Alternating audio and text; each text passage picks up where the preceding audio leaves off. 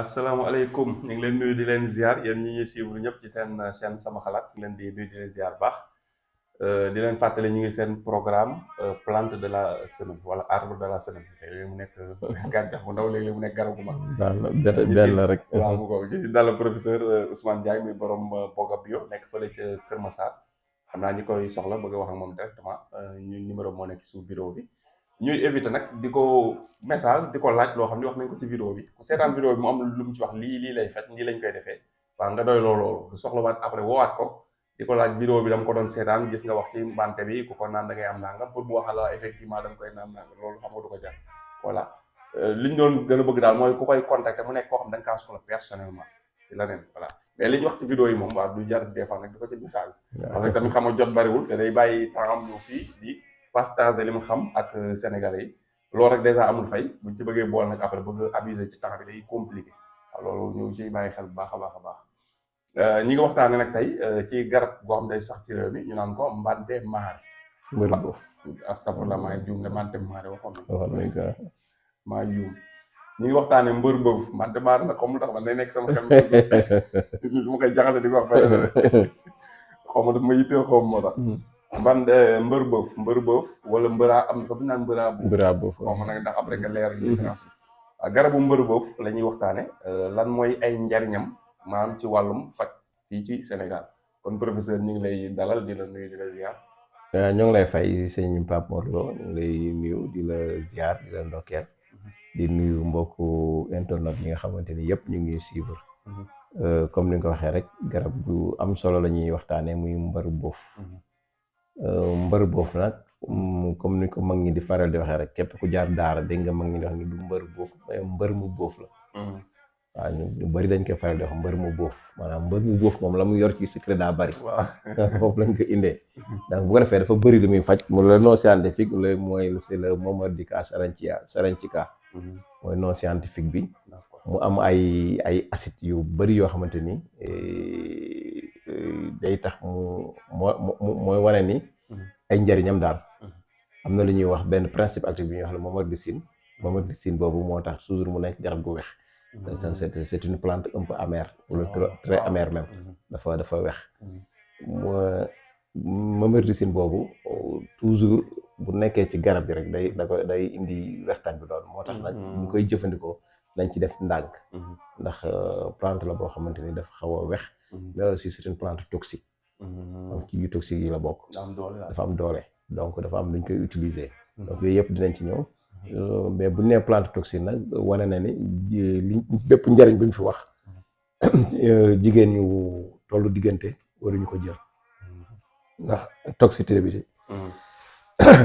ndax ni mu nekkee toxique donc plante la boo xamante ni Pape lépp loo xamante ni les maladies de la peau mën nañ ni presque moo ci gën feebaru deru yaram waaw surtout mu nekk ay picc wala ay góom bon ñi nga xam ni xam nañ mbër boof buñ xoolee danañ seen mag ñi moom lañ daan def njàmpe di ko sangoo ki nga xamante ni maanaam boo ko baxalee ba mu bax nag togg ko ba mu ñor xam nga garab guy lew la moom du garab guy njool moom njoolul dafay law ci suuf nii waaw wala mu naan ci sàkkat yi wala ci garab yeeg yooyu ci lay law donc su njoolee rek dafa law ci garab gu njool waaye mais moom kese du dem du njool noonu day law léegi bu ko defee nag moom boo ko jël lépp en général car yeeg yëpp ngay boole wala nga jël ci car yi dagg daf ko benn laxas taxar comme ni nga ko mag ñi di waxee waaw tàkk ko baxal ko donc bu ko defee nag soo ko baxalee ba pare soo ciy sangu day nugg danga koy day ndox mi day xaw a tàngaale nugg tuuti ba pare nga jël nag taxar boobu nga jëloon moom nga def ci njàmpe di ko boom mu nekk njàmpe waaw day xëppoo ndox mi di boom donc bu ko defee nag noonu ngay kiyee donc bu ko defee nag tout ce qui est maladie de la peau moom boo daf koy faj noonu nga koy utiliser donc mooy mbër boobu léegi nag mu des njariñ yi nga xamante ni tamit baax na ci muy baisse de temps de glucose moom day wàccee sucre comme diabète day wàccee sucre baax na ci sucre diabète léegi am na ñu bëri ñoo xamante ni ci yenn dëkk yi ay Côte d'Ivoire ak Bénin am na ci dëkk yoo xamante ni ñoom bu ñuy faj diabète ci Mamadika boobu moom la ñuy jël muy mbër boof boobu moom la ñuy jël utiliser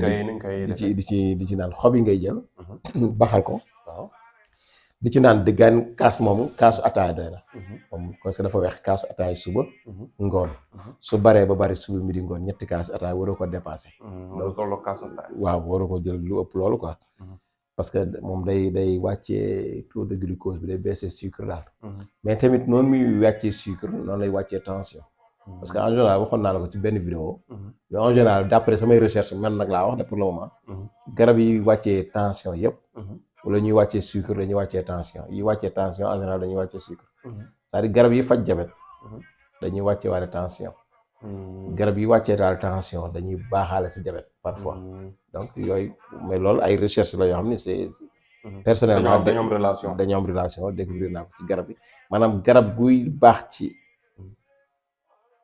sucre rek en général mën na baax ci tension comprendre donc bu ko defee noonu lay demee quoi donc bu ko defee nag garab la goo xamante ne moom am na huile mën nañ ci defar ay huile yu ak yu demee noonu te buñ ci defee huile boobu mën na nekk huile médicinale c'est-à-dire huile boo xamante ni lépp loo xam ne ay problème góom la wala góomi bopp wala yu demee noonu mooy huile essentielle yi quoi waaw huile la mais du nekk huile essentielle du nekk huile essentielle huile végétale lay nekk huile normale lay nekk waaw huile végétale mbër boobu 32% ci graine bi day am dafa am huile 32 à 35%. graine bi si fruit bi. waaw moom lañ koy defar. mais du xob yeeg. non du xob yi. d'accord donc ma lay laaj huile essentielle. d'accord waaw bu dee xob huile essentielle. ok waaw mais graine bi laa doon wax. day am ay fruits yu bu ñoree dafay jaune. dafay jaune orange xaw waa kay mi ngi noonu. day saf suukar waaw fruits moom yooyu am na ñu koy lekk tamit. ñam naa ko gis nga waaw moom it daanaka lu xob bi mën da koy defaale en général mooy mbëru boof boobu donc bu ko defee plante la boo xamante ni dafa xaw a doy waar donc gis nga comme noonu mu baaxee ci wàllu ay góom su la neexee tamit noonu ngay jëlee sunguf si maanaam xob yi def ko sunguf bu amee ay góom di ko ci def donc baax na ci donc mbër boofu tamit baax na ci yi nga xamante ni anti diabétique la comme waxoon nañ ko sànq mais antibactérien la aussi maanaam ay bactéries ak yu demee noonu antiseptique la aussi maanaam tamit antivermifuge la maanaam baax na ci ay saan ak yu demee noonu tey bu fekkente ni jël nga boo mënoon jël partie yëpp maanaam reen beeg xob yeeg tige yëpp baxal ko di ko naan par suba bala ngay lekk dara naan ci benn kaas wit moom baax na ci ñi nga xamante ni dañu amee saan waaw moom baax na ci mbër boofu Pape mag ñi daal nañ ci def laaxu mbër boof xaw ma def naa war nga ko dégg laaxu mbër boof man daan naa ko defar ay temps laaxu mbër boof su fekkee bon da nga ko utiliser feebar yu bari du la dal waaw feebar yu bari du la dal comme feebar wàllu kàttanu sëy ak yu demee noonu ak yeneen feebaru biir yi feebar yu bari daal du la feebaru yaram yi yeeg waaw yooyu yëpp ay waaw ay xasan yeeg yëpp du la dal léegi laaxu mbër boof da ngay jël mbër boof bi exemple nga togg ko nga baxal ko ba mu ñor soo ko baxalee ba mu ñor nga segg ko soo ko seggee nga jël ndox mi nag ngay laax ngay wut tegaat ko ci taal bi wut sa sànqal d'accord ndox mi mooy ñulug laax bi waaw ndox bi nga toggee woon garab gi mooy ñulugaat laax bi maanaam doo dem di jëli ndox mu ñuul di ko ñulugee mais ndox mi nga toggee garab bi ba mu ñor nga xente ko ndox boobu nga jël tegaat ci taal bi jël laax bi jël sànqal si laaxee ko léegi nag foofu nag li ma fi xam man ci mag ñi laaxu sànqal lañ ci daan def xaw ma nag waaw léegi nag araw moom moo gën a bari waaw xaw ma nag dina efficacité ne lay wala déet mais daal laaxu sànqal la ko mag ñi daan def waaw laaxu sànqal daal araw c'est différent waaw bokkuñu waaw mais nag mag ñi laaxu sànqal lañ ci daan def bu ko defee ni soo paree nag nga jël laax boobu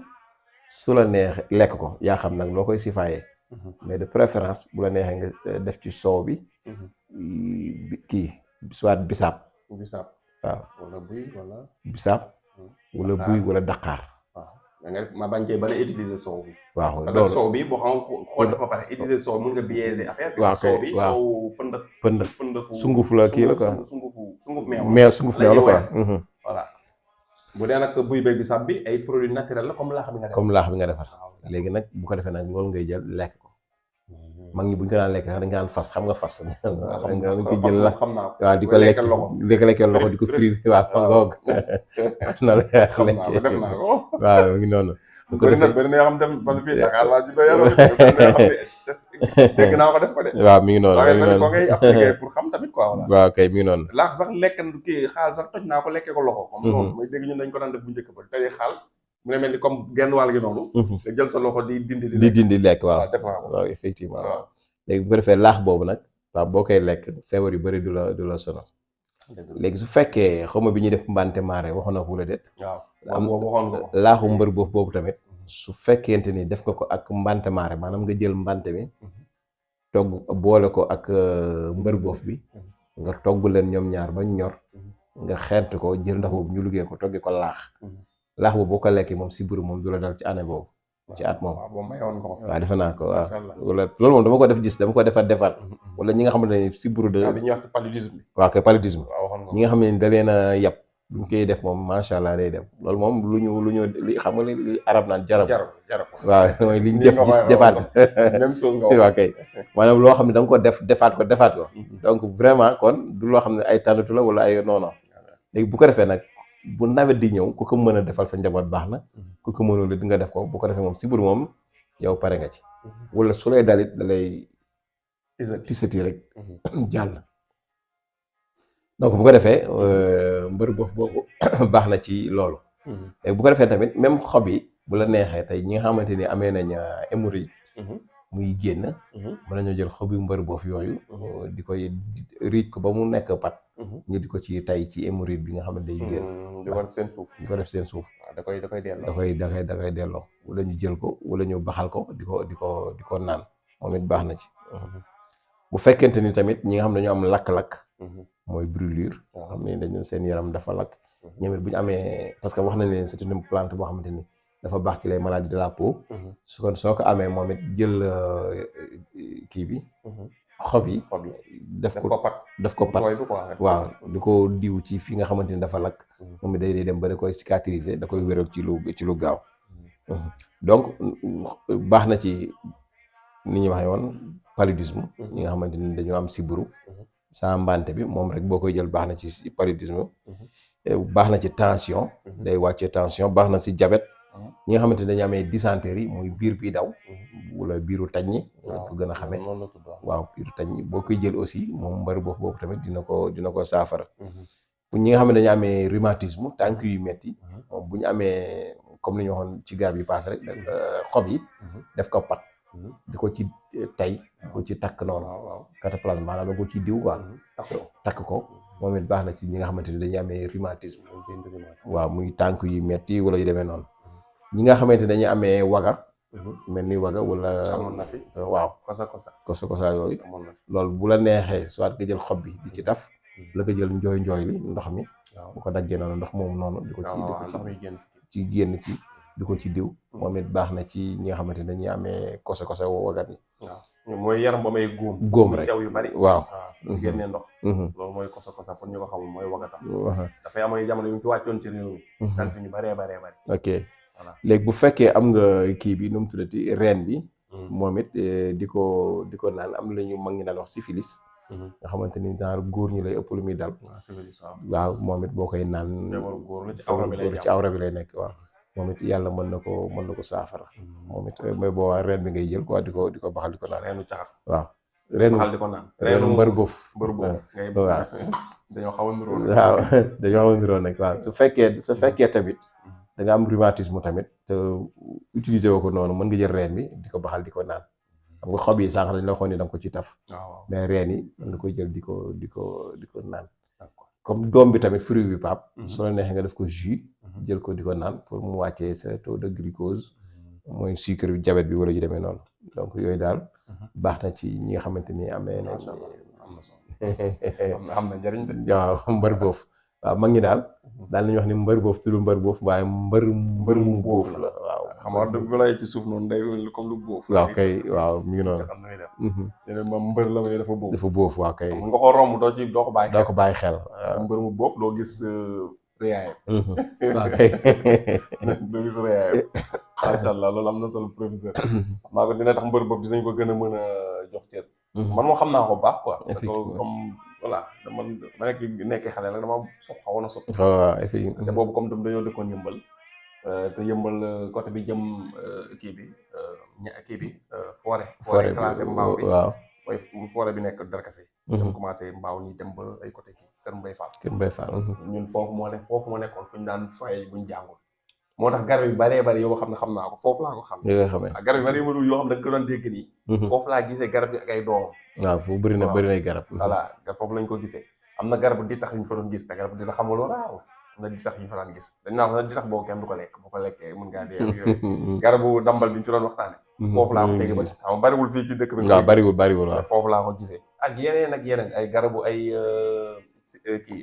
ay new. waaw new sax moom xaw new am na fa. am na yeneen garab yu raar Darkase bari na foofu fa leen di gis waaw forêt moom Darkase mooy priorité waaw. dañ fa daan uti ñun Darkase di lakk ndaamaraas yi di ko kii ndeysaan da nga koy fàttaliku dafa neexoon daal boobu. macha allah léegi nag comme jamono changé na. ndax léegi fooyetuñ yooyu quoi. parce que moo tax am na solo macha allah li nga xam mooy garabu mbéy boobu kon xam naa ñu gën ci bàyyi xel rek képp koo xam ni am nga problème mu suukar suy yéeg. dina ko wàccee comme problème mu góom dana ko faj comme problème ay heure dana ko faj comme problème mu saan dana ko faj. ku am tam ay microbe ci sa yaram. ay doomu jàngoro wax nga xam nga. da koy tamit faj. waaw nekkoon ak tam prévention la ci sibbiru. jëp si. xam nga loolu mënoon nañ ko étudier Sénégal di ci defar pharmacie di jaay. non Pape doguma la sax. foofu doguma la sax mais man saabu mbër boof. ma ko daan defar bi ma ko daan defar lu ma ci defar daawul doy. waaw day dindi ay picc. day dindi picc baax la def amoon na sama benn waay boo xam ne. suñu musaana tase daaray fajtal Dakar dama daan wax madame nee na bu saabu bi amul du sangu. ndax mu yéen abonné doo ci def presque daal mu demoon na bu mujj ay commande nga ciy am. mais saabu mbër boofu dafa baax. te saabu mbër boofu noonu la baaxee saabu xay noonu la baaxee ainsi de suite c'est-à-dire que ñi li ñu am dañ ko exploité wul Pape. dëgg la de mais xam nga tam yàlla baax na la. waaw dañuy def ay initiative. kon professeur boo amee loo xam moom nga bëgg a daje vidéo bi. bàyyi la nga wax ko. waaw jërëjëf xanaa ñu leen di tàggu rek di la jox dig daje beneen yoon di wax ni tamit plante la boo xam ne dafa toxique aussi képp koy utiliser tamit da nga xam dose bi nga ciy jël parce que dafa jël boo ci jëlee lu bari mën na la gaañ. bañ cee xaabaabal donc yooyu tamit baax na di ko leeral. donc asalaamaaleykum wa rahmatullahi wa barakaatu. waaleykum asalaam wa rahmatullah.